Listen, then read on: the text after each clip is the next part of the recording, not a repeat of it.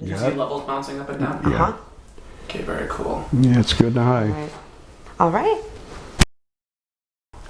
My name is Tom Byron, Thomas Anthony Byron. Went to Holy Childhood boarding school down in Harbor Springs for 1 year from 56 to 57. I was 5 years old when I got there.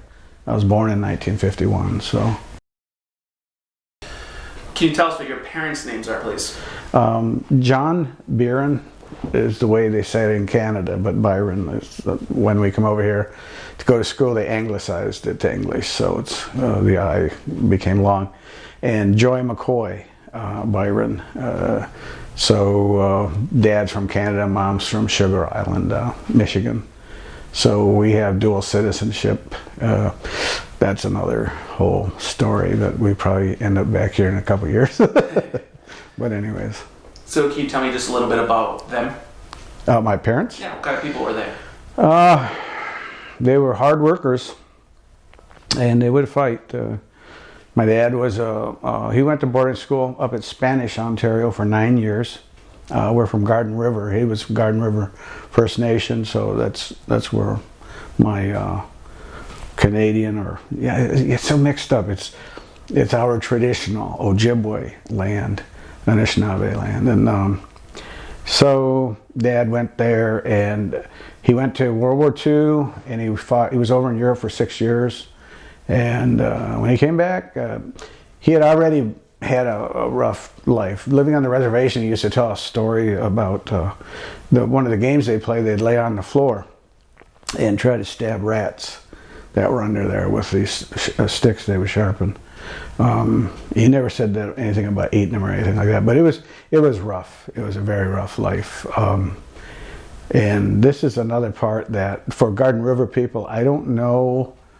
I never lived on the reservation in Garden River. I lived in Gros-Cap, Ontario, and but that was part of in the time of my grandfather's time when he fought the Canadian government. They offered them disenfranchisement, $3,000 for their identity, basically. You're no longer Anishinaabe, you're now Canadian, and you'll have to choose French, Irish, whatever it was. And so that's how my father came into all this. He went through hell, especially World War II in the boarding school, and there was alcoholism, and we lived in poverty. We didn't have, we didn't wear underwear or socks in the winter. There were days, we did our fasts when we were kids, 4 days when he worked at a steel plant, and he got paid every 2 weeks if he wasn't laid off. And but there were, 9 of us in the house, and with Mom and him and 7 kids, and the food would go quick. They would make it go as far as they can. Then in the community, we would go and get fish from the fishing. We were on Lake Superior, and so we would go down and help them clean the fish. And from that, they would sometimes give us whole fish. But at times, and this is a story that my brothers and sisters will probably beat me up for, but we would go, and they had the fish gut barrel at the end of the table where after they cleaned the fish, there was the eggs and what my mom used to call windpipes. And we would get a bowl of that and take it home, and she'd cook that up for us. So that was just a kind of a hint as to, the way we were raised. And there was no electricity, there was no inside water. We'd run out of wood, we'd have to go find wood, in crusty snow up to our waists. And again, we didn't have socks and stuff, so it was cold, and we don't even know how we survived, but yeah. My ma had a similar, on the American side, I don't know if they had swapped Sugar Island for St. Joe Island when she was, I don't think that came until later. So in a sense, she was also Canadian, but they had run the border right across along the St. Mary's there. And her home was Nebish Island and Sugar Island. And she went and lived in with the Kent family, the Kent banking family out of Grand Rapids. a foster home, I guess, or an adoption. I don't know what it was, but they had apparently had some home up on Sugar Island or in that area. And her mom, my grandma Perry, my grandfather McCoy, Paul McCoy, was killed in a boating accident. He was killed on a tugboat when she was 9 months old. So we didn't get to meet him, and she didn't really know him either. So Grandma McCoy married Leo Perry, and so then they were raised down there. And it was a hard life there too. I mean, in that whole area, Native people have been disenfranchised or everything had been taken away. And on the United States side, we had a road called Shunk Road, and we had Paymont, Michigan, and Sault Ste. Marie, where these tribal people had tended to gather. And Ma would move around down there in that area. But she was a very pretty girl, and so I don't know how it came about, but I know that there was deals made for people to take children. So it wasn't just the boarding school that we went to boarding school and got changed that way, but it was also, you know, foster homes and adoptions and just somebody wanting a kid, you know, stuff like that. So that was the whole mix of things, and I didn't know anything about this until I got older. But now, listen, you know, going back over it, being asked some of these questions, it doesn't make sense, but it's fact. It's evidence that what is in the books written by some of our scholars is real. They weren't lying, they weren't making it up, they weren't pulling it out of another history book and to get a thesis or a dissertation. They were doing what I think you're trying to do here.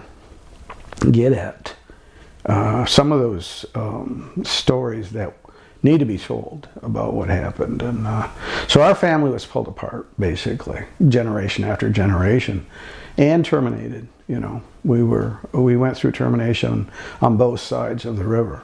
So the river for us is St. Mary's River, not Garden River. Garden River is my dad's home, and then Sugar Island. We're water people, island people, garden people. So you mentioned that there were 7 of you. Can you tell us a little bit about your siblings? Yeah. Well, there were 9 actually. Oh, 9. Yeah, 2 died. I think it's Sharon Marie, and then the one was just older than me. My oldest sister, Tony, is 74, and then there's Jack. He's 73, Bob's 72, and I'll be 70 in October. And then between me and Bob, there's Sharon Marie. She died. She lived for a year, maybe almost 2 years, but then she died. It's just, you know, described how hard life was. You couldn't eat, and it was cold. So then Terry and Barb and Gary are the young ones. Terry is 67, Barb's 65, and Gary's 64, I think. But then another baby died right after me. So I was kind of like probably fortunate to not die. It must have been a very hard time. There's stories told about my dad trying to be a fisherman, but winter got so cold that he had to burn the boat, basically. He had to go down and chop it up and get wood, keep us warm. So it was hard, you know, very hard time. And we loved each other, and we found games to play, and we were outside all the time. We were in the summer. We were in the lake. Went out and ate berries off the land, and crab apples, and choke cherries, and hazelnuts. Our fingers looked like we had hairy fingerprints. You know, the FBI couldn't have caught us at anything because we had full of hazelnut stuff. So yeah, we knew how to survive, and we did not live in what today, you know, modern society was like then or today. We were pretty much on our own. And our parents were good at it too. They were real. There's a bad side and an upside. The upside is that we learned to survive. The bad side is why. Why did we have to do that? So would you say your family is religious or traditional? What kind of family structure and beliefs did you have growing up? Well, let's see. The missionaries were in the community, and Ma worked with them because they would, they knew how hard things were. They would give some food or clothing, stuff like that. And other families tended to work with them as well. So there was I don't know what you would call it. It wasn't religious to me, and I'm very biased. I know all this stuff, and to me, I shunned it. After going to boarding school, I didn't want anything to do with the church. And I was 6, but I knew. So, Dad was not. He called the priests dirty whiskered sons of bitches, and a visit by them was really almost like, I don't know, you had to, it was like, it wasn't a friendly, come on in, sit down, how are you doing, let's talk about stuff. A visit by the church was more of a, I don't know, maybe like census taking or something, they're collecting information, or they were trying to figure out how we were doing, I suppose. But we didn't hug them, and they weren't part of the community for us. And my dad had gone to boarding school, and he had seen some really bad things, and so he did not trust them, and he told us not to trust them. So, yeah, I don't think we were religious that way. The traditional part, you got to understand what was going on with the tribes in the U.S. being terminated. And Canadian disenfranchisement. It created a lot of political tension because people had to choose, where you're going to be. Were you going to be French, or were you going to try to make it go out in the woods and go further deeper away into the natural world, away from this society that keeps hunting you down? So I don't think that's traditional. But we had our uncles and everybody that was around to teach us those things as much as possible. But there was also that division, the religion and the Canadian and U.S. governments. They were in there actively working to keep people separate and separated, so that we couldn't be a community that had a belief that said we're Ojibwe or that we're Chippewa or whatever it was. We couldn't do that. That's where the education and religious systems came in to kind of make us over. The old Pratt's policy there about kill the Indian and save the man. I always have a problem with that because we were children. Give the wrong impression. I don't think they were just thinking about men. They wanted to make everybody over and into, I don't know, I really don't know that part of it, but they weren't, they didn't treat us humanely. So within your home, growing up, what was the rules like and the discipline you'd get if maybe you broke a rule? What was that kind of environment like within your home and your family? You're out a lot, you said. Yeah. Again, I have when I came back from the boarding school, I had rheumatic fever, and I ended up being in the hospital on and off for over a year of my life. Had to get penicillin shots 3 times a day, big needles stuck in your butt, and I know that was not. That's why I walked like that. No, that was. I'm trying to inject a little humor here, but that was when I came back. I was sick, and I'm sure I was mentally ill from Well, being in an institution, being in a institution that was trying to make us over, trying to make us something else. First of all, they start with the idea that we're devils, little devil's children, and that if we do everything that we're supposed to do, and we learn all these things, and we, go to church and kneel down and pray and everything that we're supposed to do, then at some point in time, you may get some kind of accolade or reward that gives you something. And I was only there for a year, so what happened to me, when we first got there, they inoculated us. And I believe that I ran into something. But it wasn't that we were inoculated. They didn't just, they're talking about vaccinations today, They vaccinated us quite a bit, and I remember the I don't know if you can see that scar there, but that my whole arm was, and I broke out in sores all over in my head, hair was coming out, and so that was and that was right after being brought into the boarding school. Then we had to, as I was there, we had to go and pull out from the back these big bins of clothing, because I think it had been an orphanage and they had all these old things there, so you could go get shoes and pants and stuff. But I also think things were brought in from funeral homes and hospitals, and I don't know how clean those things were, but we were exposed to some nasty stuff. Yeah. And, so backing up, before you went to the school, can you remember what sort of discipline your parents would use with you, or if you broke a rule at home with your parents? What was that like there? I only remember after. I went when I was 5.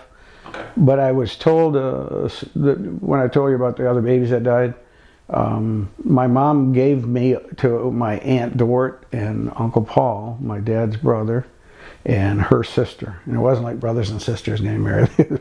These were the two families. Then the girls introduced their brothers and sisters. So, but she couldn't take care of me. She was really sick, and so I think the first year of my life, I stayed with my Aunt Dort and Uncle Paul. They took care of me, and they kind of. Well, it's a hard thing. Just my family was all over, and so in our own home there was discipline. Dad got brutal, but I don't remember being part of it because I was sick. I think he kind of, I was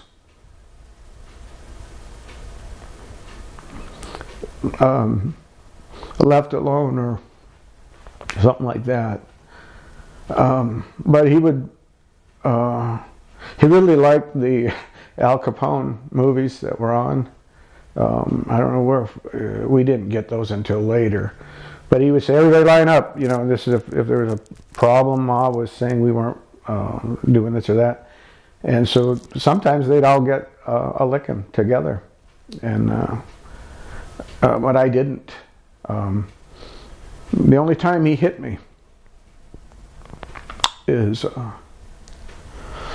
when I was in 10th grade, and my parents had divorced, and I decided to stay there. And I was trying to get him to quit drinking. I didn't expect to get into all this, but so anyways, he hit me, and that was it. My ma heard about it, and she came and got me. So then I went and lived with her. But how does that? Is that discipline now? Your question is really not. Would not encompass this. This is more of a family.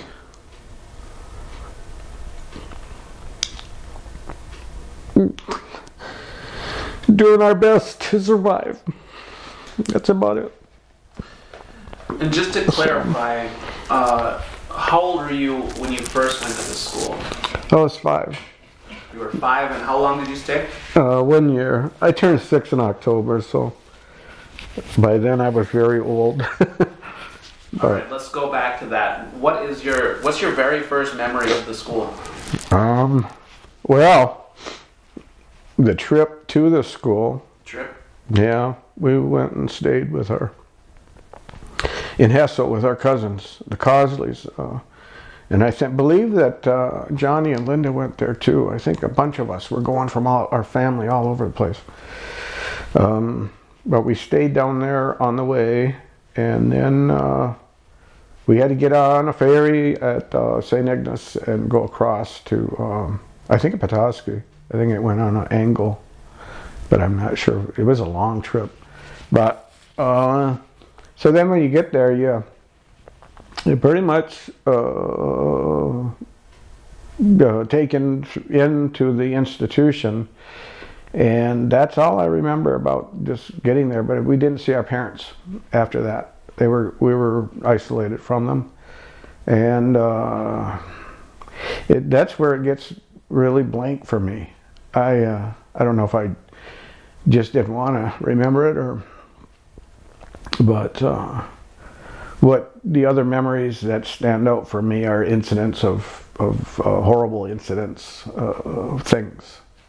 The parlor is kind of where you walk in, but it wasn't like that early introduction to it.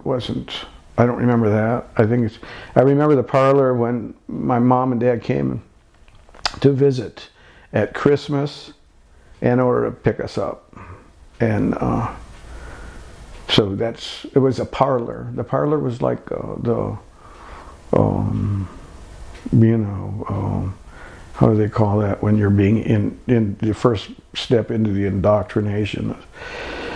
It's a nice little place where you can come in and you can sit with your parents and visit, and then you go back into the institution, but you kind of know they can't go in there with you, and maybe that's why I block it out. Are you able to give us a physical description of the institution? I mean, is there one building, multiple buildings? Is it in the woods? No. Again, I might have been sleeping when they brought me there. I don't know, but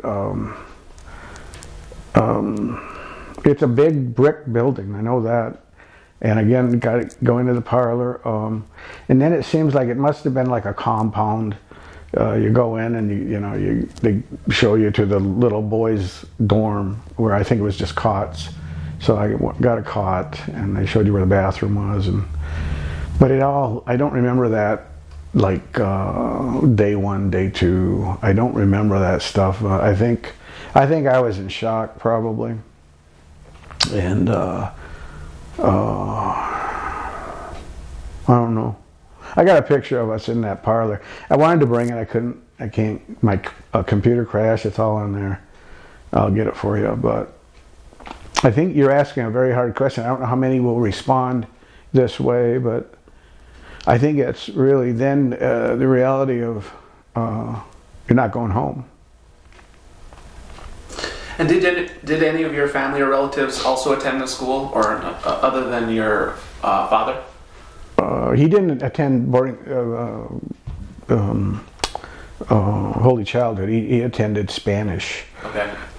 Yes, my 2 brothers and sister. My oldest sister Tony, Jack and Bob and me. We were all there for 1 year. They were also, I think Tony had gone for 2 or 3 years, and Jack and Bob had gone for 2, I think. So, but they I told them about this, and they said just do the best you can do, and we talked about it a lot. We spent some time together this summer. So. All right, here's some more questions you might not know, but we'll ask them anyways, just see what comes up from memory. How many people were at the school you attended? How many people were there at the time, would you say? Yeah, I don't really know. It was a lot. I mean, we had dining rooms were full. There was big girls' dorm, little girls' dorm, big boys' dorm, little boys' dorm. They were all full. And there had to be I don't know. No, I can't. I can only guess. I don't know. What's your best guess? Somewhere between 30 to 60 beds in each of those, but there might have been more. I don't know. Yeah, I don't know. Here's another numbers question. What would you say the ratio of adults to children would be? Well, you had nuns and priests, and I don't know how many priests there were. I can only kind of remember one priest. I think the nuns were the adult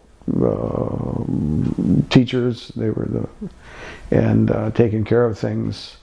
But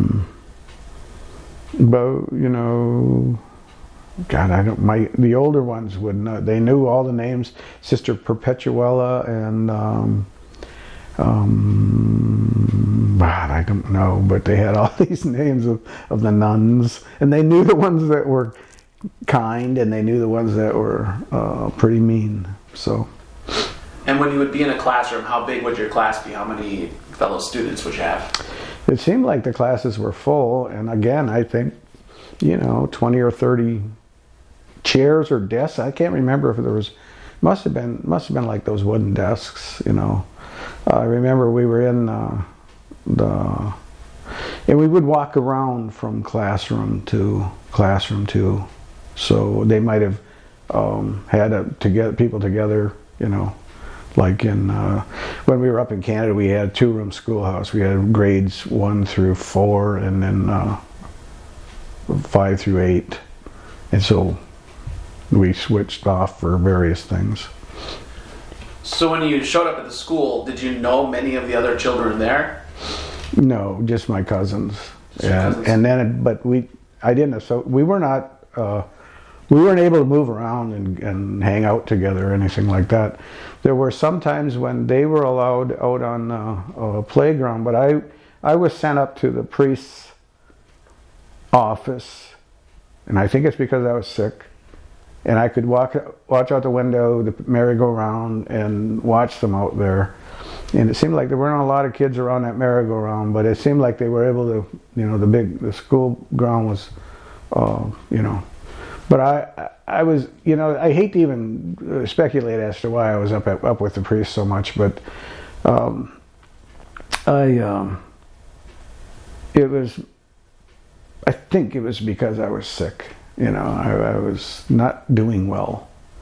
And I don't, that's a question I've always had, is why didn't you send me home? Or you mentioned that there were nuns and there was a priest. Were there any other adults? Yeah, there was, I think people would come in and maybe volunteers. There was probably cooks. I don't know though. To me, again, it was, I think you take a 5-year-old kid or a 6-year-old kid out of the bush and you throw them into an institution, an orphanage, a boarding school, whatever that was, and you're going to get the response you're going to get from me is, get me out of here. I don't want to be a part of this. But what made it worse was in the morning they get you up and you go down and you kneel down in the chapel, and you'd have to kneel there for an hour. I believe it was an hour every morning. And they tell you, it was scary. It was scary. I mean, when you walk in there, you have all these statues of the saints, and some of them are bleeding, and Jesus is hanging there with his, his neck over, and he's got thorns and blood and nails. How the hell did you have fun there, Or why would you want to believe that that somehow is good? I think at 6 years old, I couldn't grasp it, and I just started blanking it out. It's like, I remember it, but did it make sense? And I saw what was going on. I saw a kid die in a bathroom, and I saw people getting hurt on the playground. I saw the sores on my body and stuff like that. So I had no way to make sense of all that. And I think that's part of the affect that I hope people will understand, that it wasn't, you don't have to get into the how many times were you beaten. It was constant, 24 hours a day for the whole year. that the terror, we were in a terrible situation. We were terrorized. At least that's my memory of it. And I have other people that I think they would agree, but there's some other people that are, they saw it a little different. But and that terror is coming from the adults at the school, the nuns or the priests, or who's that terror coming from? They were trained to do a certain job, and they were trained in a discipline of belief. And part of that belief was that they had to change us. They had to make us over. That was the federal policy. They got their money from rich people and donations and government and church and all that kind of stuff. So they had a mission, literally. I've just been doing some work, but they were civilizing missionaries. That's what they were. And their job was to fix us. We were not civilized, and we were not acting right, and we were not speaking right. We weren't believing right. We weren't going to go to heaven. All of those things. So I think all that adds up to pretty much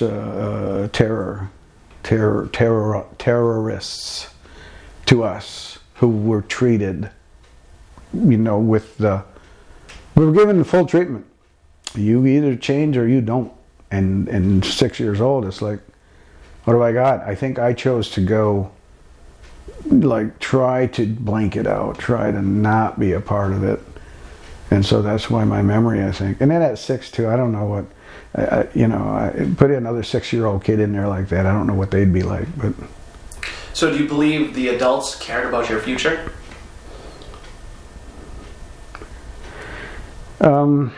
No, I don't. I think I was a problem because I got sick, and they had to find something to do with me. That may be why I was left upstairs with the priest, or treated the way I was. But I went somewhere by myself, I think, to escape the treatment, and I maybe disassociated myself from myself a little bit, just so that I didn't have to. I think I was smart enough to realize that this ain't right. I don't want to die and hang on the wall like that, and I don't want to live in a place like this, and I don't want to do this for the rest of my life every day, and but at the same time, you were if you were fought against it, you couldn't. They would increase the pressure to get you to do things the right way. And so, by the end of the year, I was in pretty bad shape. So what was that pressure? What kind of pressure would they do? Would they just kind of vocally berate you? Or what kind of pressure would they put on you to do things the right way? What kind of punishments, or, you mentioned some instances of abuse that you witnessed. What are, and that you were spared from? What's some of that abuse that you've witnessed? Well, the abuse, I think, was just neglect, and making us pretty much be little adults. Go get your clothes, go get your this, go get your that, line up, march, kneel down, all that. That is abusive, I think, and it's certainly neglect for your needs to be a child. If you're looking at the rest of the world, with what was happening in their homes, would they do that to their kid? I don't think so. The volunteers, the rich people that lived in those mansions and would come down there and visit, they were closing their homes, their beach homes up as we were coming in, and we would get paraded down there and get looked at, and they might say, okay, we're going to write you a check. I'm only speculating now, but yeah, I think it's just at one point in time, this country was able to do this to a number of groups, and so the questions weren't about was it abusive. It was more like, does it work? And they were finding ways to make it work, but we're also finding out now that how many kids died And the ones that didn't die have things like me. We have remnants or things hanging around. I wrote a song called "The Thing That This Is About," and it's about that. It's about how deeply they put things into us that will never come out of us.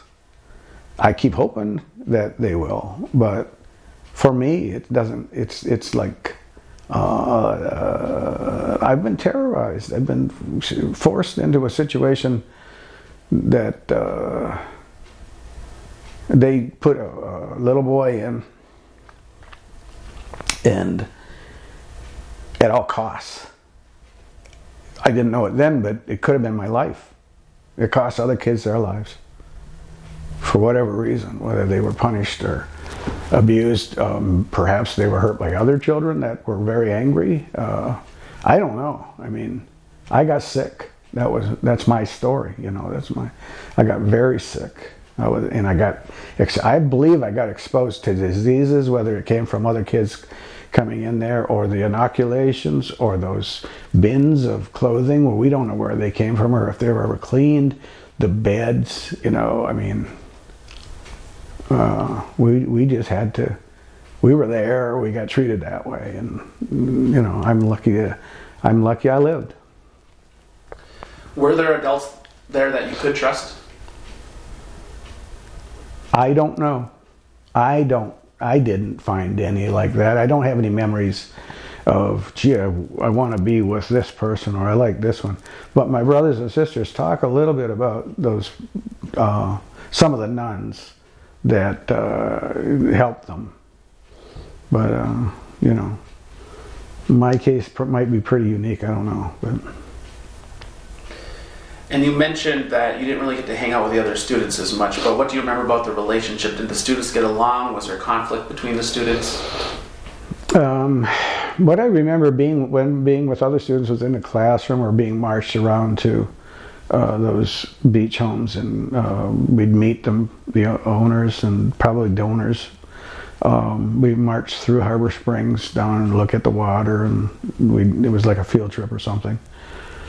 But then we'd go back, and I think this is, I can't emphasize enough that this was an institution. This was like a prison. You get put in your cell, and you get out, and you get 2 hours in the sun. It wasn't really meant for us to enjoy. We were not there. We were there to be disciplined and be trained to become missionaries, to go back to our communities and probably become priests and nuns or something like that. I don't know. But it's, that's what's come to me over the years is it wasn't like a normal school. It wasn't like a school that you go in and then you come home at 3 o'clock and go play with your friends. It was total institutionalization, indoctrination. 24 hours a day for a year, or as long as the school year was. So. All right, so you wake up, it's a typical school day. First of all, how are you being woken at that time, and what do you have to look forward to on a typical day? Mostly going to church in the morning, first thing. How do they wake you up? That's another thing that kind of escapes me. Probably lights on would be my guess. And then you line up to go down, and I think we went to church and then we went to eat. But what time did you wake up? I think church was around 5 o'clock in the morning, so we were up early, But again, this is all very. These are the parts of it that, maybe I didn't go a lot, but I remember going sometimes. But I think when I was sick, I probably stayed in bed, I probably was, maybe I was quarantined or something. I don't remember all of that. I wish I could remember more. But there was, for me, I think I was in a state of mind that I didn't want to experience what was going on. I was trying to find a safe place. Describe your personality at that age. Who were you? What kind of kid were you at that time? Well, I was called Teddy Bear by some of the people at home. My hair stuck straight out, so I was quiet. I was mischievous, I think, but I was healthy. I'm pretty sure I was pretty healthy because I'd been given, my aunt and my extended family had helped taking care of me, so I avoided some of the problems that my brothers and sisters had. But when my older brother and sister wanted to go to boarding school, I wanted to go. I made a big deal out of it. Mom told me the stories. And so she had a choice to make, and that was keep me at home with risking 3 babies and me, or send me and try to keep me healthy or whatever. So I think I was a normal kid, and I don't remember having the health problems I had, but I was only 5. At 5 you're kind of, your formative years are ending kind of, and then you're becoming a little boy. So I think that's why I have such a hard time answering this. Is I think at that point in time, if I'd had a normal transition, I could say, well, this is what I was like. But we didn't, during that year, I didn't get a chance to play ball or anything like that. We might have played kickball at times.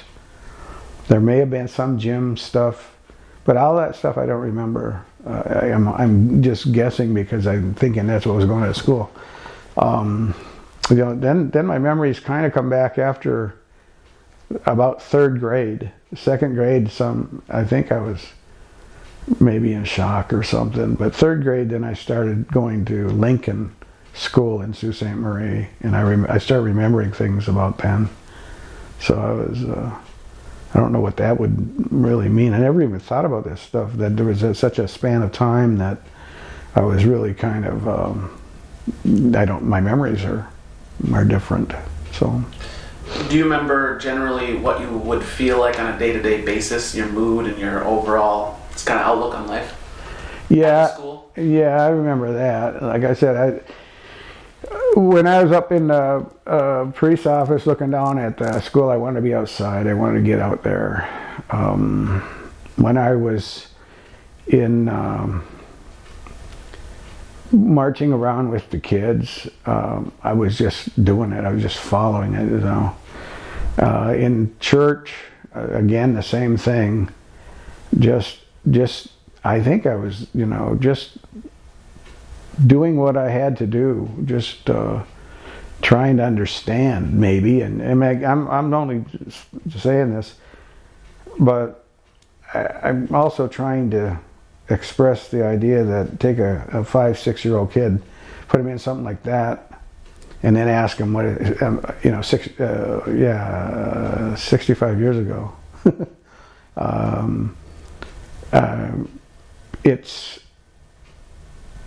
I think I've lived my life trying not to remember. I didn't like it, and everything I heard about everybody else, and then it's one of the things I can kind of think it might be like is Vietnam veterans. I was a medic in the Army right at the end of Vietnam, and a lot of those guys have real memories they don't want to talk about, and they just don't want to do it. And I think there might have been that kind of affect on me where I was just in shock. And actually the VA diagnosed me with childhood PTSD, and I think that may have come from the boarding school and other things. We had a rough life. So what applicable skills and knowledge did you obtain from the school? Anything? Yeah.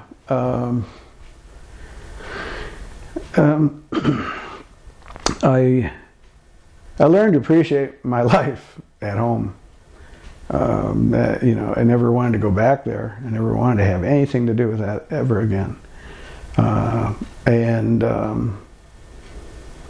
I believe that what that did for me was convince me that nothing could be as bad as this. That, so what? You got to go to school and do homework, or you got to go cut wood or haul water, or there's a kid on the up in Grocap. There was a kid named Reggie. I hope Reggie doesn't watch this. Well, he was a bully, and we used to fight, and I had to fight my way onto the bus basically. But I think what boarding school had given me was a realization that this is not hell. Home is not hell. Where I was that they were saying hell would be like if I didn't do it thing. I began to understand that must be hell. And I'm lucky to get out of there. So, you mentioned that you would play games once in a while with the other students and stuff. What kind of games? What did you do for fun there at the school? I think it was kickball. There might have been some croquet. We might have done that when we were working or walking around to the beach houses. Maybe jacks ball. You ever do that? You did? Okay. Don't lie to me. No, I know. I've seen those. You used to get them. Yeah. Yeah, stuff like that. But again, I'm guessing there were some seasonal things. They would put on shows. I remember my brothers and sisters. The very few times I'd see them, they would be in the choir singing, and I got a chance to watch, like Old Little Town of Bethlehem, and the Christmas show. They would sing those songs and stuff. So I remember that stuff. So. What's your favorite memory from that time?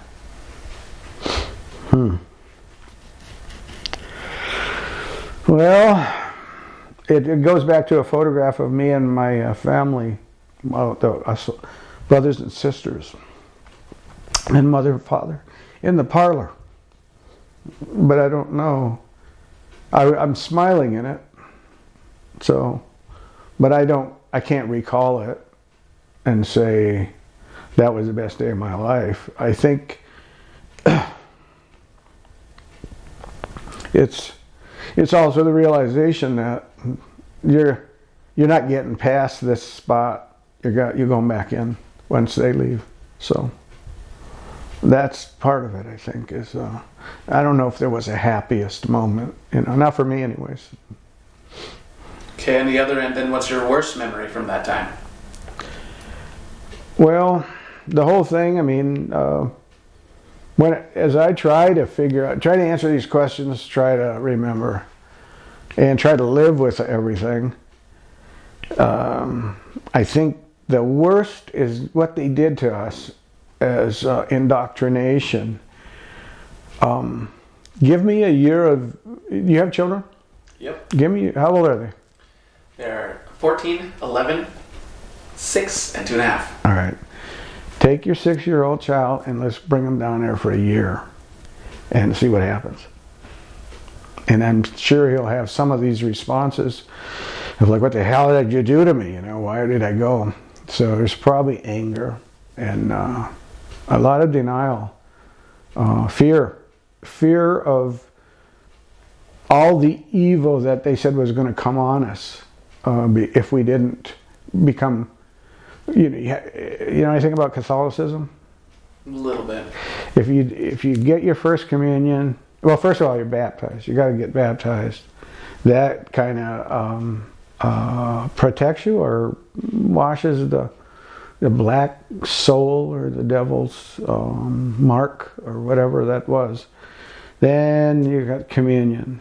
And so you take the body of Christ into you, and you then have somehow communed with the Holy Spirit. Then there's confirmation, and then you become a soldier of Christ. All that indoctrination stuff, you become able to go out there and become a missionary after that. And then there's other stuff, which again, we stopped going to church soon after, but it was very heavily laden with that. And so the takeaway was supposed to be positive became spiritual burdens that we couldn't. I don't think we were hateful kids, so we didn't hate because why would that is evil. I think I understood that. To really be angry, hate, and want to hurt somebody, that's evil. But the other side of it is, why, and that's where I guess I get lost with this. It's like, your question to me is a moot question. When you're asking people like me and my family and other people I know from our communities, we're not taught that. I think our teachings got us through, and they were correct for us, and have helped us correct some of these things through our lives. But that stuff they did to us is still in us. It was very powerful. It's, very crazy stuff. That's all. What kind of values did they try to instill within the students? Well, I think at one level, they tried to explain and teach us how to be missionaries to help people. But the way, it wasn't being done for us. What we saw were these old movies. Like I said, there's leprosy, people with leprosy on these islands, and they would go over and mission to them, and the people were dying. They had, it's horrible to watch. So it was kind of like, it was like they wanted us to grow up and be good missionaries, good people, good priests, nuns, whatever. But in the environment that we were in, I don't think I say we, but for me, I couldn't see myself as what they were. If you're doing a sale, like, well, if you do this, I'll give you this. I couldn't see that. I couldn't see that outcome at all. It was scary, and it was horrific to think that the world was like that. The bigger world. I hadn't been really around much, but I began to see little parts of the world that where these people went. They went there to help and heal and help them, but then I saw what was going on there too, and I saw what was happening to me, and I wasn't getting healed. So I don't know. Maybe I just woke up too soon. I was too young to get it all. So what do you remember about what would happen if you broke the rules, or if you didn't do what they wanted and you would need discipline or something? Well, one thing that the only rule I think I broke was I paid to bed. I was scared, and I was losing my control of things at night, especially afraid to be alone. And so if you peed the bed, your sheets would be pissy, and they would make you wear your sheet down to breakfast in the morning. So they humiliated you. Then I think there was some, hierarchy in the kids in the where they kind of kept everybody in line in some ways. I don't know. I was too young to catch on to that, but I knew there were some mean things going on. The other thing I think was the religion, the beliefs that if you somehow had bad thoughts, didn't say your prayers or whatever, you were evil. You were evil. Evil was getting you, making you evil. And then there were some real examples of people, like one young man bled to death, I think. There was a bathroom between the boys, big boys' dorm and the little boys' dorm. And I went in there. I don't know if I went to go to the bathroom or if I went in there because I heard things. But there was a young man in the toilet stall, and there was blood all over the place. And he was just like thin. He looked so thin and emaciated. And he was throwing up blood clots. And when you're a kid my age, it looked like they were more like chunks of meat, like your organs or something. So I think I probably saw, something other than that, but I did. There was blood, and my brothers were there because they came in from the other side and they saw it too. So if you put that all together, that the discipline is a practice of, you know, applying the pissy sheet thing, scaring the hell out of you if you ever do anything wrong or even think anything wrong. And then because of all the damage that was being done to us because we weren't being cared for properly, that all would accumulate in my mind as to you couldn't escape this horrible place, you know. That and I remember just standing there, I was just in shock. I think that might have been where the childhood PTSD started for me. I don't know, but it was it really happened, and my brothers know the name of the boy, and I didn't know any of that stuff until we were talking this summer. But I think that's the best answer I can give, is that it was the whole experience, being there and being indoctrinated, and you can't escape it. And then there was some physical discipline. Bob said he got beat, you know, he got switched, and it was pretty common to have your hands strapped and stuff. I think I got that in Canada, but I didn't get it at the boarding school that I remember. And again, that might be because you mentioned you were sick. Yeah, I was having a hard time. I mean, you know, I wish I could explain how I felt, but I don't. I think I had tried to escape somehow, you know, just to not be there. So I don't remember feelings. Did you or do you keep in touch with anyone from the school other than family, I would guess? The only one I tried to, after the years, after repatriation, I, in my career, come back from the Army, and I saw that, and I really decided that I had to find out what was going on with me. We got to the point where all of this was coming out with repatriation, and I was working on a PhD, and NAGPRA was a big thing, and we were going to try to get some of the ancestors returned home. Ended up going to the nuns, it's in Indiana, I can't remember the name of it, but that's where they asked me to do the Stations of the Cross. They wanted me to go out and do the Stations of the Cross. And so yeah, I did try to make contact with them because we were trying to get the records and stuff, and because we were becoming aware of what had happened, and that it was a significant part of our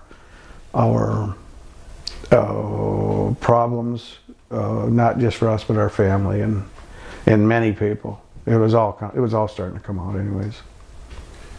So, how would you describe yourself today? Lucky. I'd say I'm very, very fortunate to be alive. I think I did just about everything I could to hurt myself over the years. You know, I was one of the, in the 70s. I graduated from high school in 1969, and so we got into drinking and partying and trying speed and LSD, but with no regard to, you know, you can do that and then go drive around too, you know, that kind of stuff. Or fighting. I got into this bravado kind of thing where I didn't care what happened to me, and I don't know. I didn't have a sense of that I was valuable. It was almost like, what was all this all about? And that was before I went in the Army. When I got back from the Army, I had a different perspective. Then I wanted to know what the hell was wrong. You know, what happened? Why I feel the way I felt. I was beginning to feel and question. And that's why I thought I might find answers at college. And I did. I mean, I found some pretty good teachers, but it was, for me, it was still being like a Anishinaabe person, not from that place, and having to fit in, and didn't find a fit. It was really standing on the outside, becoming a representative. This is when I started working with Dan Pine and my own people on community health and all of that, and realizing that we were up against a very powerful administration that wanted us gone. They didn't want us to know about all the stuff they took out of the graves. They didn't want us to know about boarding school. They didn't want us to know about the land, about the water, about any of that stuff. And so the promise of the Michigan Indian tuition waiver had come into play. The promise of a college education became another form of discipline that, well, if you get educated the way we want you to get educated, we'll get you a job. But if you don't get educated the way we want you to get educated, you can try. So that era had still not. We weren't here. We weren't doing this. This is a breath of fresh air, and I'd say that with Anishinaabe being taught and all of that, come a long way. So you've mentioned that you've definitely taken a look back at how your experiences have affected you. How do you think you'd be different today if you had not went to that school and had those experiences? Well, I wouldn't be telling this story. I would have had a year of my life. Maybe I might have had worse. But I think there's no other possibility because of what was done to our families. The one thing that led me there was the inhumane treatment of my parents and our community being devastated and everything taken away, our identities, experimented on, people experimenting, whatever. We were on a trajectory that was set by a foreign nation that there was only one way out, and that was total assimilation or death. And that's one of the least. Let me think. Another option was to try to find a way to make sense out of it, and I think our parents were trying to find ways to save their children, even though there was problems. We had alcoholism, all that. But I still feel that our people are very strong. They don't give up, and so did what we had to do. But the boarding school added to another generation of struggles to find our way back to who we are. That's why I ended up in college asking that question. It's like, what the hell's wrong? What is wrong? Because none of this seems right. It just doesn't seem right. And I thought it was me. I thought it was something wrong with me, and there was. But on the other hand, I started to excel in things, and it's like, well, maybe this is it. But here we are. We're still fighting a good fight, I think, and I think we're going to win. But we got to get we can't quit. How would you describe your relationships with other people today, with friends, family, work relationships? Good in some ways. At 70, well, I'm 70 in October. My children are grown up, and I'm on my own. So in some ways, I'm free to do what I want. And I meet people all the time that are enjoyable, and I just went back into the EDS program here at Northern, and there's a possibility of finishing up with a doctorate, but I doubt if I'm going to do that. And it was a test for me to try to go back and see. Everybody's talking about losing memory when you get older, and then I had a head injury and all that. So it was another way for me to get some. It's like a workout, a mental workout. Another episode or another experience in my life trying to answer questions that I think need to be answered. With all the experience I've had up to this point, with all of that stuff I've talked about, I still feel that things have gotten better for me. And I see a lot of research out there. They talk about the intergenerational trauma from boarding schools. That, to me, is one of the most significant statements that I've read in my life, because it's true, and I never thought about it, but that was the question I was after. It's like, what the hell's wrong with me? Well, my dad went to boarding school, then the things that were done to him and his family before that, and all of that. And I wouldn't stop with boarding school. It really is. It was national policy and education and everything else, and it's still going on. So we have a lot of work to do. And so I'd say things are better because I'm still able to do it, and I've answered some questions that are help. But I'm not better because of it. I'm not better because we had to go through this. I just think that it's better now to, we have a better chance because there's so many strong and bright, healthy people that are, they've got some resources to work with, and, all that.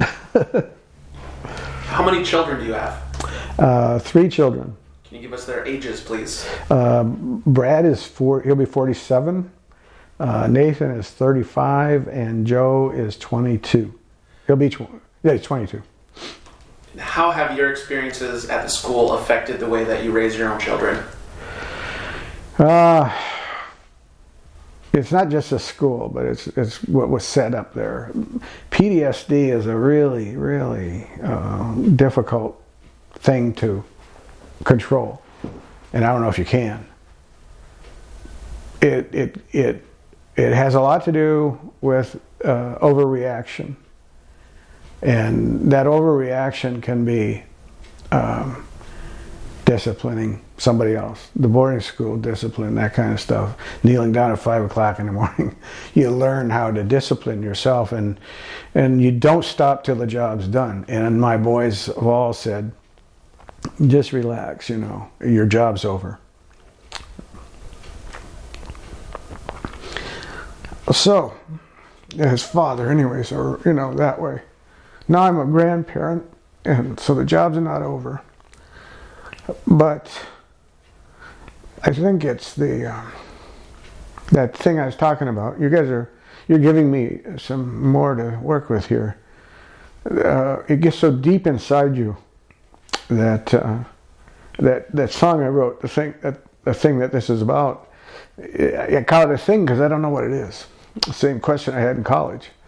But PTSD seems to have some kind of at least structure to it to help say maybe that's what's going on. And I wish I could tell everybody, here's how you deal with it, here's how you handle it. Don't worry about it, it's an easy thing to deal with. But it's just one of those things. There's some research about DNA. It's a generational. It gets into your DNA and you pass it down. And I think that may be real. I can't answer that. I haven't done that research, but I think it may be real because it really is a physical manifestation that just takes over, and it affects you as a parent or a teacher or whatever it is, whatever you're doing. It comes on and it can mess you up. What would you say the main values you try to move to your children are? What are the main values you try to teach them? Well, be honest, tell the truth. That way, if you need help, people know how to help you. So that's one of the things, and that goes back to the idea of being a helper. And that's the other side of it. If you're honest, then you can help people because they'll be able to trust you. And then try to enjoy life. Tell them some of these stories and say it's not as bad as it was. And I know you're having your own difficulties, but try not to isolate yourself in a generation. Try to remember your family and who you are and how our culture works, and that's with you all the time, wherever you walk, wherever you go. Although you'll still have to adhere to all the other rules and regulations, but don't let it blow you away. Try to be cool. And last on this set, why is it important that these stories be told? Well, I think I've been helped here today a lot, and if this helps me, I fully believe it'll help someone else. And I also think that this is where I think deconstructing the boarding school is the thing we need to do. It's a big, scary, big, bad, scary thing for many. And it's going from generation to generation.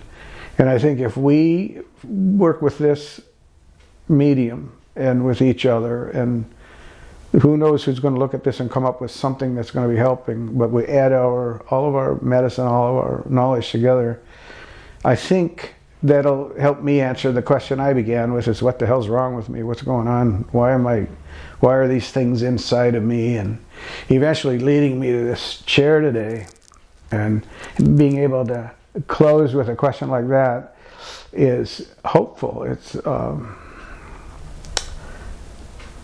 It's weird. You guys should have been here 100 years ago, but you're here now. And so I think the boarding school has to become like the children they're discovering in the graveyard. We don't have to be afraid of that anymore. Now we know it's true. Now we have to do something about it, and we can't let it happen again. It's for those of us that survived. I think we should be we should maybe lead those celebrations and say, look, we didn't die. We were lucky.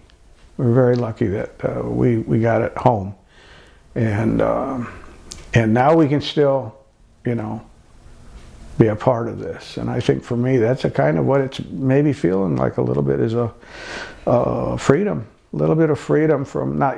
I've never told a lot of this stuff to anybody, and I don't feel threatened by it. I don't feel you guys are like, oh my God, I can't. That kind of stuff. It's more of this.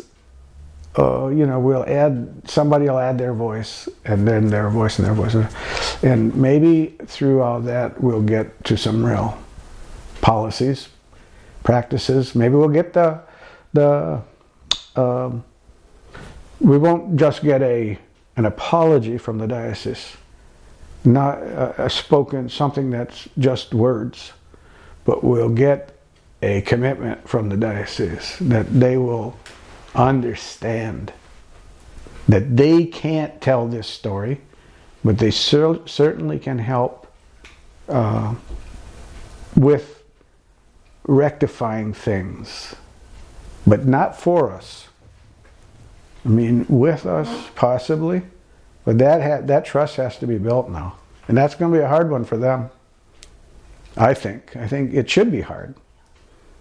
They should be asked some very hard questions as to why haven't you done something up till now. The Pope knows. I think, are we talking about Catholic or is it Episcopal? Or yeah, it's different than Catholic, but I don't know all of that. I intentionally not knowing that because I didn't want nothing to do with it. Yes, thank you all, and thank the team here. Like I said, I almost didn't do this because I've asked that question before. What's wrong with me? And I couldn't figure that out. But through the years, I've figured out that it wasn't just me. That it was things done. And so I want to thank everybody that's part of it, and I hope that others will come forward and talk, and that in the future this will help a lot of people. And for me, my traditional teacher said being a helper is the best thing you can be, and so thank you for that.